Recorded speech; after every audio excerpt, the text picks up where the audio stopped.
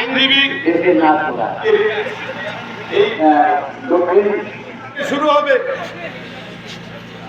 এই পদযাত্রা গ্রাম থেকে পাহাড়, পাহাড় থেকে শহর, সকল অংশের মানুষের কাছে একটাই আহ্বান রাখা হবে, একমাত্র মৈত্রীর ভিত্তিতে, সংহতির ভিত্তিতে, বিভেদের রাজনীতি থেকে যারা বিভেদের রাজনীতি তৈরি করতে চাইছে তাদেরকে সতর্ক করে দেওয়া, আহ্বান রাখতে হবে।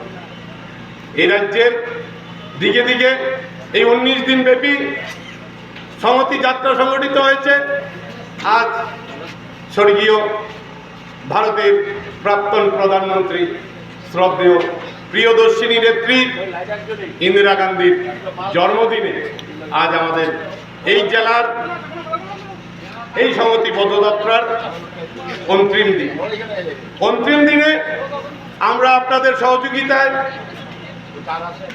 এই এলাকার মানুষের সহযোগিতায়,